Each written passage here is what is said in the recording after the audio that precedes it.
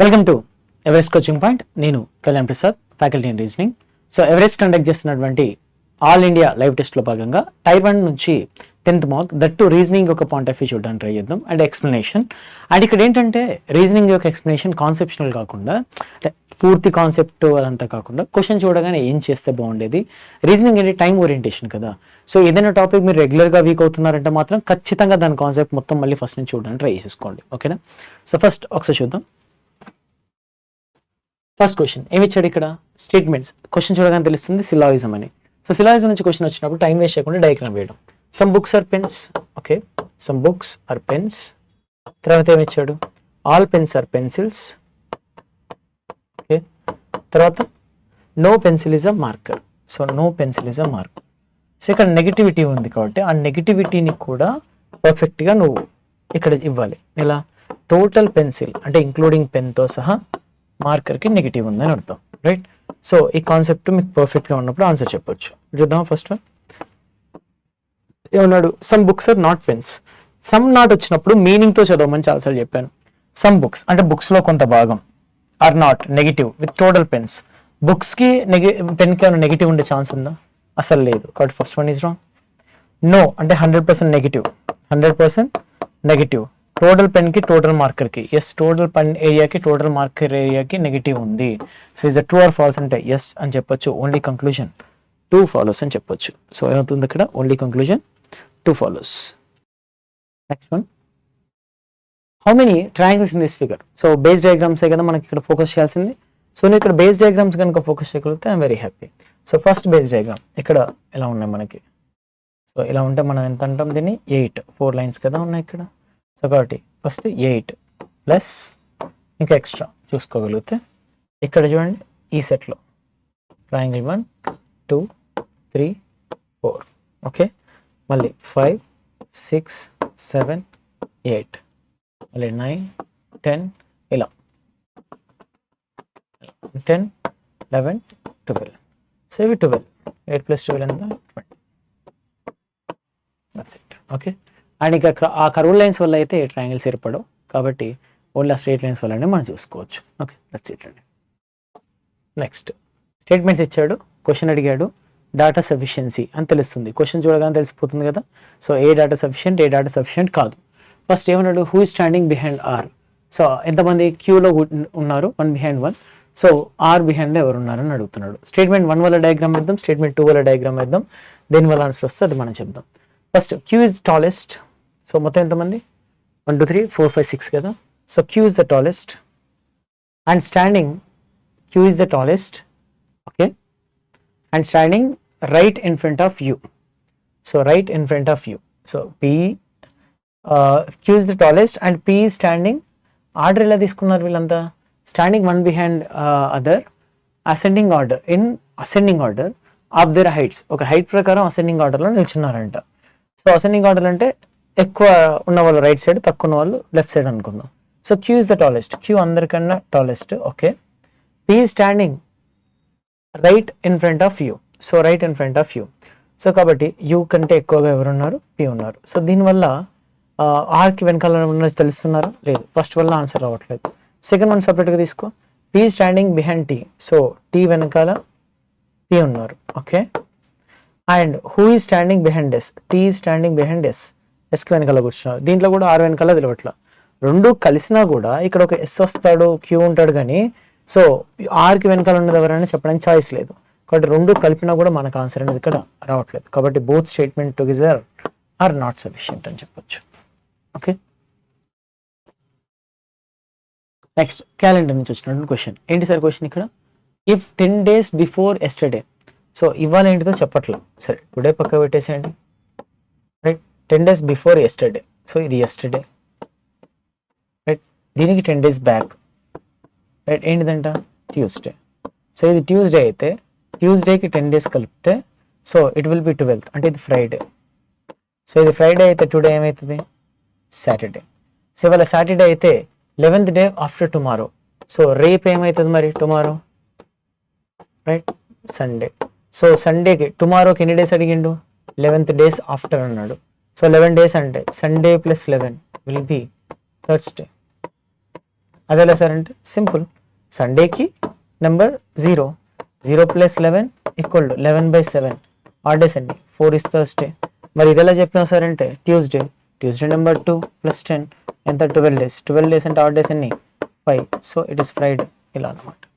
Clear? So ఇలాంటి వచ్చినప్పుడు first today ఏంటితో కనుక్కొని మనం ఆన్సర్ చేస్తే ఈజీగా ఉంటుంది. కాబట్టి 11 days after tomorrow will be Thursday.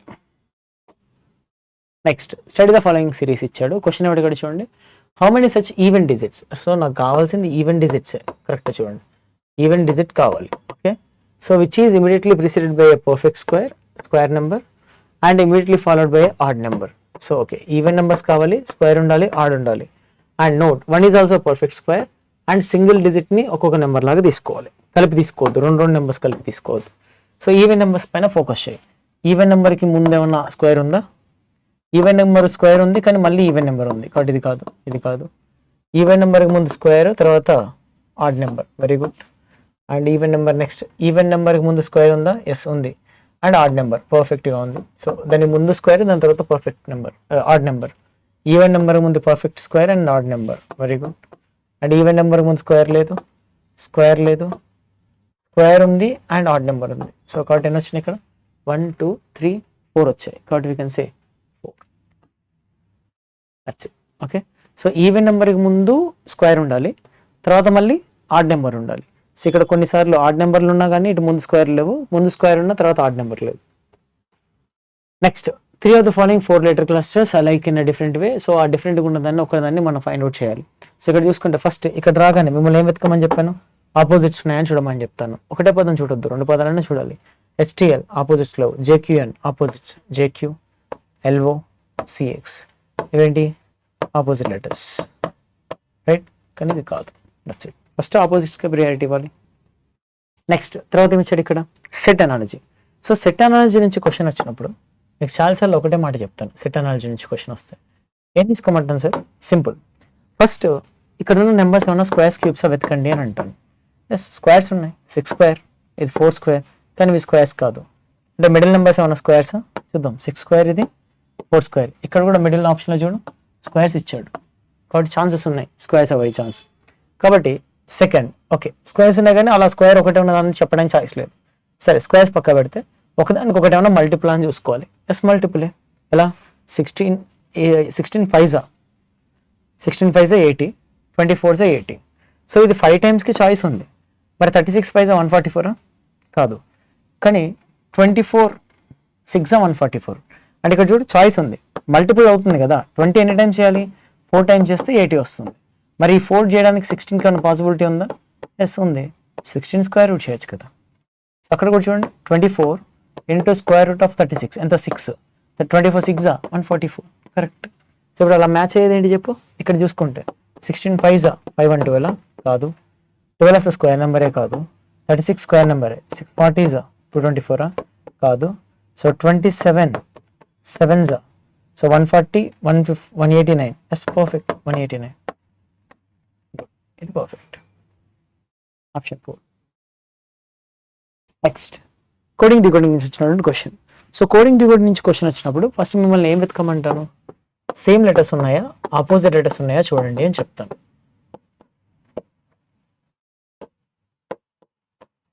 Right? అంటే same letters or opposite letters అని అనుకుంటే ఫస్ట్ సేమ్ లెటర్స్ ఉన్నాయా? కే లేవు. ఆపోజిట్స్ ఉన్నాయా? ఉన్నాయి. KP AZ LO YB AZ NO అన్నీ ఉన్నాయి, కొద్దిగా డిఫరెంట్గా ఉన్నాయి, ఇంక్రీజింగ్లో ఉన్నాయి. అంటే దాని మీనింగ్ ఏంటిది? వాటిని ఆల్ఫాబెటికల్లో రాసి ఆపోజిట్స్ తీసుకోవచ్చు కదా. సో వీటికి ఆల్ఫాబెటికల్లో రాస్తే ఏమొస్తుంది చెప్పండి ఒకసారి. ఫస్ట్ అసలు చూద్దాం. నాకు తెలిసి ఏకి జెడ్ అంటే ఇక్కడ కదా వచ్చేది, ఆల్ఫాబెటికల్ కాదు, రివర్స్లో రాశారు అంటే అంతే. ఏ. సో ఏ కన్నా నెక్స్ట్ లెటర్ ఏంటిది ఇక్కడ? కే కన్నా నెక్స్ట్ లెటర్ L, తర్వాత N, తర్వాత Y. సో ఆ డిసెండింగ్ ఆర్డర్లో రాసి వీటికి ఆపోజిట్స్ తీసుకోండి. ఆపోజిట్ అనేది ఫస్ట్ లెటరే ఉండాల్సిన అవసరం లేదు, ఎక్కడైనా ఉండొచ్చు. But in the same way Hemant code కావాలి ఇప్పుడు మనకి. సో హేమంత్లో అన్నిటికన్నా స్మాలెస్ట్ డిసెండింగ్ ఆర్డర్లో రాస్తే స్మాలెస్ట్ లెటర్ ఏంటిది ఇక్కడ? ఏ. రైట్? సో తర్వాత నెక్స్ట్ ఈ, తర్వాత AEH, రైట్? AEH తర్వాత M, H డబుల్ ఉన్నాయండి, sorry, so HHMNT. So opposites రాస్తే వీటికి ఆపోజిట్స్ రాసుకుంటే TG MN MN HS HS EV AZ. So option అయితే GMN SSEZ. Option C. Next question చూడండి, ఇక్కడ ఫైండ్ ద మిర్రర్ ఇమేజ్ అన్నాడు. Mirror image అంటే కేవలం లెఫ్ట్ రైట్ మాత్రమే చేంజ్ అవ్వాలి, సింపుల్. సో ఇప్పుడు ఒక్కొక్కటి ఫోకస్ చేసుకొని ట్రై చేయొచ్చు మీరు కావాలనుకుంటే. ఫస్ట్ ఇక్కడ చూడండి, లెఫ్ట్ సైడ్లో షేడ్ ఇది కాస్త రైట్ సైడ్కి రావాలి, రైట్ రైట్ రైట్ అన్నిట్లలో ఉంది. ఈ టిల్ట్ చూడు, ట్రయాంగిల్ లోయర్ డౌన్ లోయర్లో షేడ్ ఉంది. సో లోయర్లోనే ఉండాలి కాబట్టి రైట్ కాస్త ఇక్కడికి ఏం రావాలి, లెఫ్ట్, లెఫ్ట్లో లోయర్, లెఫ్ట్లో లోయర్, లెఫ్ట్లో లోయర్, టాప్లో ఉంది. ఓకే, తీసేయచ్చు. సో డి అయితే కాదు. ఇంకా మిగతా వాళ్ళలో చూసుకుంటే ఇది ఒక ప్లేసింగ్, ఇది లెఫ్ట్ సైడ్కి ఎక్కువ ఉంది కాబట్టి ఇప్పుడు రైట్ సైడ్కి ఎక్కువ ఉండాలి, కానీ ఇది మళ్ళీ లెఫ్ట్ సైడ్కే సేమ్ ఉంది కాబట్టి తీసేయచ్చు. ఈ రెండింటిలో డిఫరెన్స్ ఎక్కడ ఉందని చూసుకుంటే సింపుల్గా మనకి ఇక్కడ తెలుస్తుంది చూడండి ఒకసారి, ఈ ట్రయాంగిల్. సో ఈ ట్రయాంగిల్ ఇటు ఫేసింగ్ అయినప్పుడు ఇది ఆపోజిట్ ఫేసింగ్ ఉండాలి కదా, కాబట్టి option B correct. Option next దీనిలో ఏమంటే మిస్సింగ్ అడిగాడు. మిస్సింగ్ అడిగినప్పుడు సైడ్ బై సైడ్ చూసుకోవాలి. First side by side same ఉన్నాయి కాబట్టి సైడ్ బై సైడ్ చూసుకుంటే సరిపోతుంది. దీనికి కూడా మనం రిఫ్లెక్షన్ చూసుకున్నప్పుడు, సో ఇప్పుడు వీటికి రిఫ్లెక్షన్ చూసుకుంటే ఈ ట్రయాంగిల్ ఇటు వచ్చి ఇక్కడ లైన్ ఎటు వస్తుంది కదా, మ్యాచ్ అవ్వాలి. సో అలా మ్యాచ్ అవుతున్న ఆప్షన్స్ ఇది అయితే కాదు, రైట్. మిగతా మూడు ఉన్నాయి. ఆ మిగతా మూడిట్లలో చూసుకున్నప్పుడు రిఫ్లెక్షన్లో, సో ఆప్షన్ 1లో అసలు దీనికి రిఫ్లెక్షన్ చేసినప్పుడు ఈ పైన గ్యాప్ కదా రావాల్సింది, ఇక్కడ మనకు ఖాళీ రావాలి ఎంటీ. కానీ ఇక్కడ ఎంటీ ఏమన్నా వచ్చిందా అంటే చూడు, ఇక్కడ ఎంటీ, సారీ ఇక్కడ ఎంటీ ఉంది, ఇక్కడ ఎంటీ లేదు, రైట్. సో ఇక్కడ లైన్ వస్తుంది, ఇలా లైన్ రావద్దు, ఇక్కడ ఎంటీ ఉంది. ఓకే, సో ఇప్పుడు క్లియర్ చూసుకున్నప్పుడు మనకు ఆప్షన్లో చూడండి ఒకసారి, ఇక్కడ ఎంటీ ఉంది కానీ ఇక్కడ ఎంటీ లేదు కాబట్టి తీసేయచ్చు. మరి రెండింటిలో డిఫరెన్స్ ఎక్కడ ఉంది చెప్పండి, ఈ లైన్, అంతేనా. సో దీనికి రిఫ్లెక్షన్లో మనకు చూడండి, ఇటు రిఫ్లెక్షన్ వచ్చినప్పుడు ఇక్కడ లైన్ ఎందుకు వస్తుంది, ఇక్కడ అసలు లైనే లేదు కదా, కాబట్టి ఆప్షన్ 1 కూడా రాంగ్. కాబట్టి ఆప్షన్ డి పర్ఫెక్ట్. అంటే చిన్న చిన్న ఎర్రర్స్, చిన్న చిన్న లైన్స్ చూడగానే వెంటనే చెప్పలేం, కొన్నిసార్లు మనకు ఫాస్ట్ కనిపించవచ్చు, కొన్నిసార్లు స్లోగా అయ్యి ఉండొచ్చు, ఏం కాదు. Next coded blood relations. Coded blood relations వచ్చినప్పుడు ఫస్ట్ మీరు క్వశ్చన్లో అన్ని ఫస్ట్ పర్సన్ గురించి మాట్లాడుతున్నారని చూసుకోవాలి. ఈ కాన్సెప్ట్ నేను బ్లడ్ రిలేషన్ చేశాను, యూటిలైజ్ చేశాను, ఒకసారి చూడండి. ఇలా చెప్పినప్పుడు ఇద్దరి మధ్య రిలేషన్షిప్ అడుగుతున్నాడా, ఈక్వేషన్ ఇచ్చి కాదు, రిలేషన్షిప్ వాడే ఇచ్చి ఏది కరెక్ట్ అని అడుగుతున్నాడు. కాబట్టి ఫస్ట్ చూసుకో, W is mothers mother. Mothers అంటే మెటర్నల్ గ్రాండ్ మదరే కదా, of P. So W should be female. So W పక్కన మేల్ సింబల్ ఉండొద్దు. క్వశ్చన్ మార్క్ అంటే మదర్, అండ్ అంటే బ్రదర్, అంటే ఇది మేల్ అన్నమాట డబ్ల్యూ, ఇక్కడ తీసేయచ్చు. థర్డ్ ఆప్షన్ తీసేయచ్చు. ఎక్స్క్లమేటరీ వైఫ్, ఓకే ఉండొచ్చు, ఇది తీసేస్తే ఇప్పుడు మిగతా మూడిట్లలో 2 చెక్ చేస్తా కానీ మనకు ఆన్సర్ అవ్వదు. ఓకే, సో ఆ చెకింగ్ కూడా ఎటు నుంచి చేయొచ్చు, రైట్ సైడ్ నుంచి చేయొచ్చు కదా. సో క్రాస్ అంటే ఏంటి సార్, ఫాదర్, రైట్. అండ్ అంటే బ్రదర్, పెటర్నల్ అంకుల్ వాళ్ళ ఎక్స్క్లమేటరీ వైఫ్, పెటర్నల్ అంకుల్ వాళ్ళ వైఫ్ ఎవరు, ఆంట్ వాళ్ళ మదర్ మనకు అవసరం లేదు కదా, పెటర్నల్ అంకుల్ సైడ్ అక్కర్లేదు. మరి ఇక్కడ చూడు, మీ బ్రదర్. ఓకే, ఇంకో ఈ క్వశ్చన్ చూసుకోండి, ఇక్కడ చూడు, మీ బ్రదర్.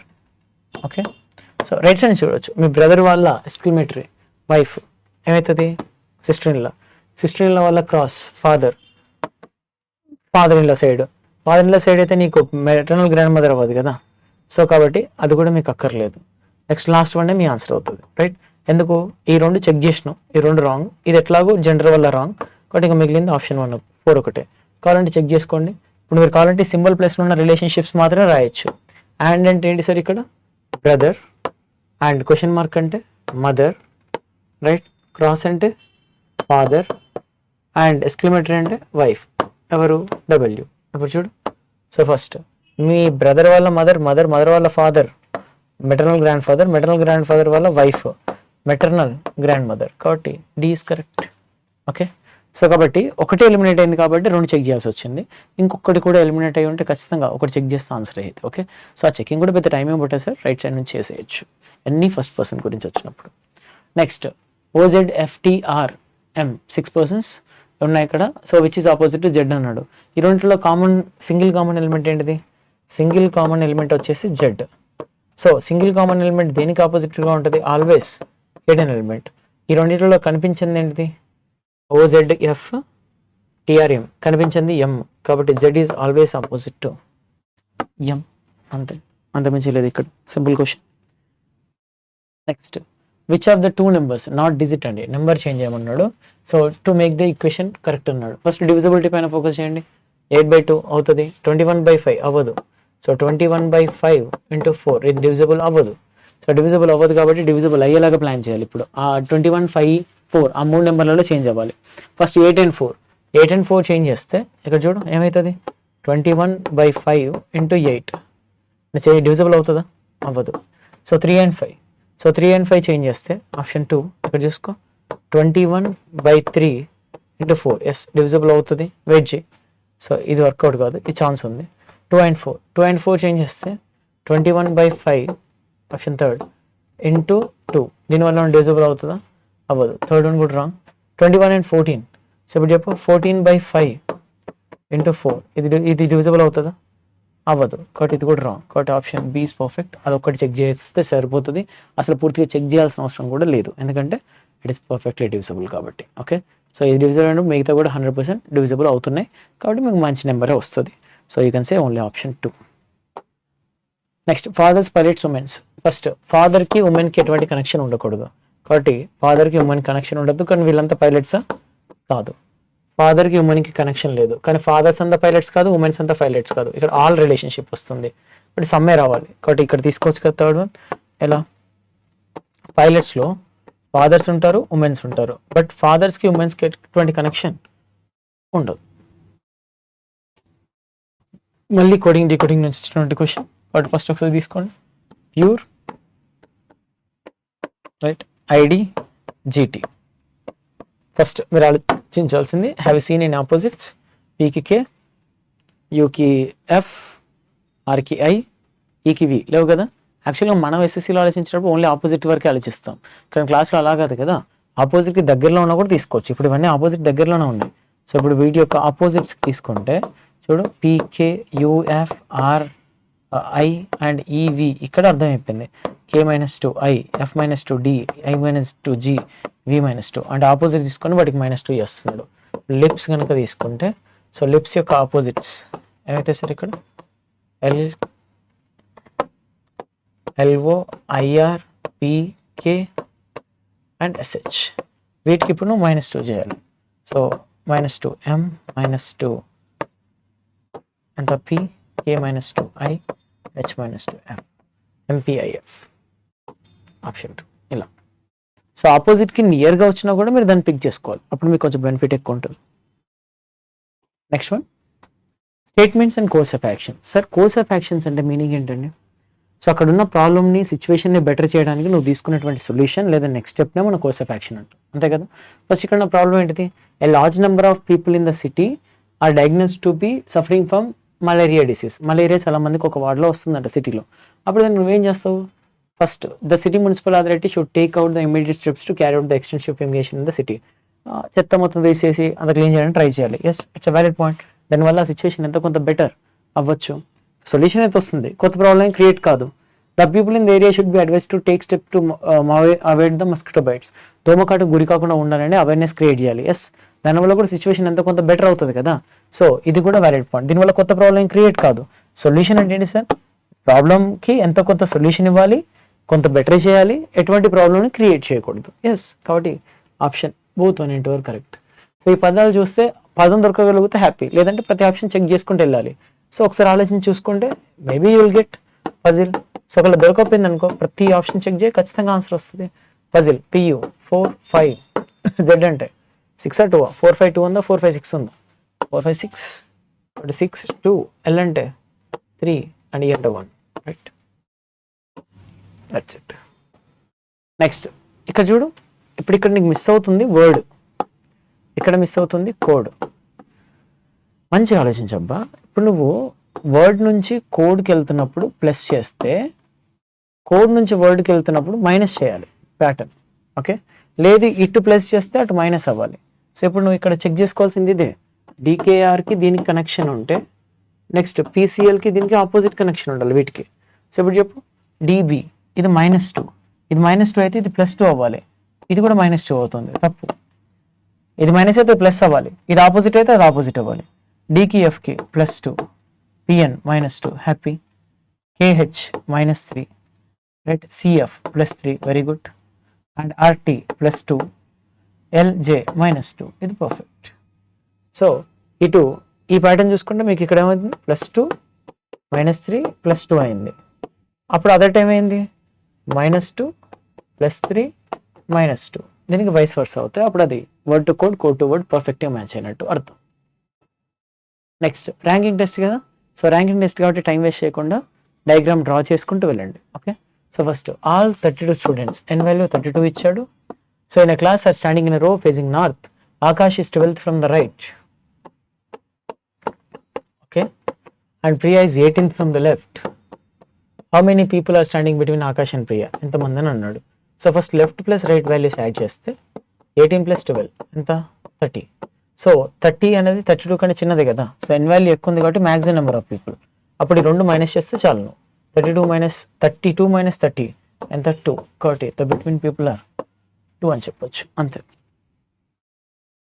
నెక్స్ట్ వన్ చూడండి ఒకసారి, statement and cause and effect option చూస్తే తెలుస్తుంది.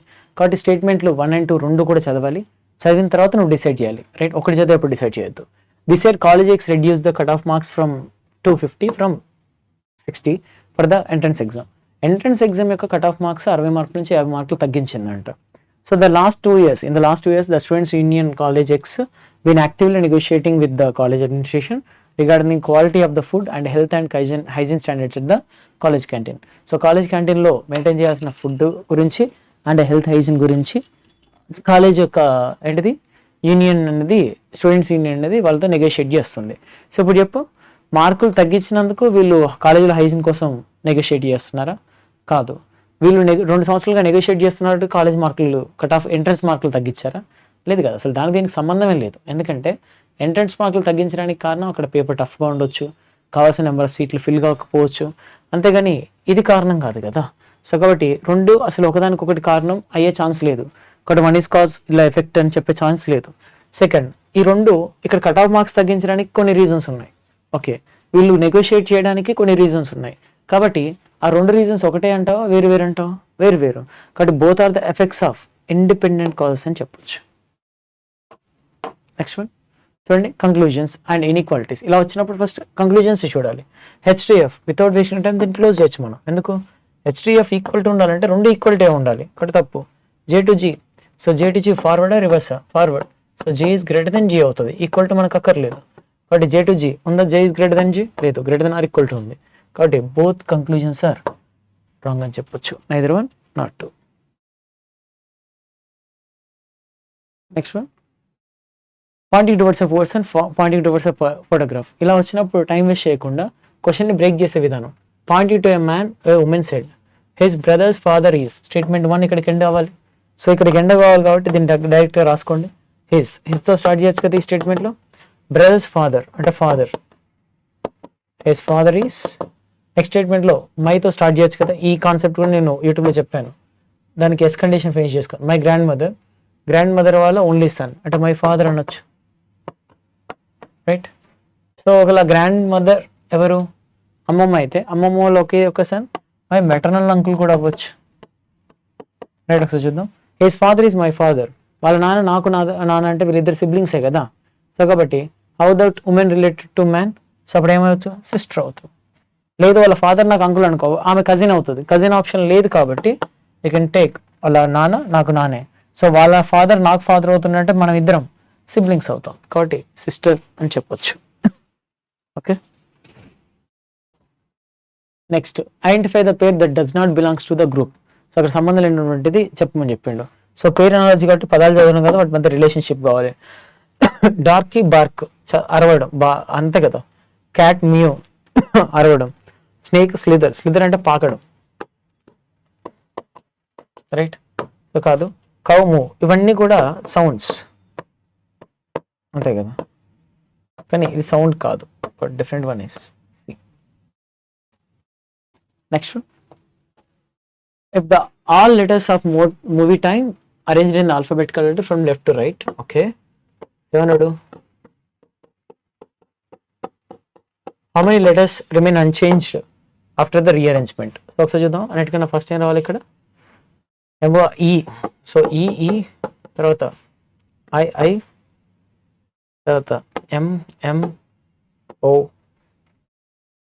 TV.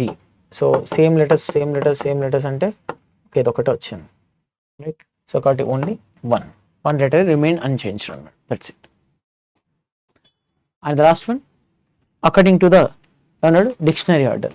So according to the dictionary order కాబట్టి దీనికి నాకు ఎటువంటి సంబంధం లేదు, బట్ చేద్దాం ఒకసారి చూద్దాం. ఫస్ట్ DEC C వరకు అన్ని కామన్గా ఉన్నాయి. తర్వాత LOROO. సో ఫస్ట్ ఏం రావాలి సార్? ఖచ్చితంగా L రావాలి. సో Lలో ఫస్ట్ వన్, తర్వాత ఓలో 4 లెటర్స్ ఉన్నాయి.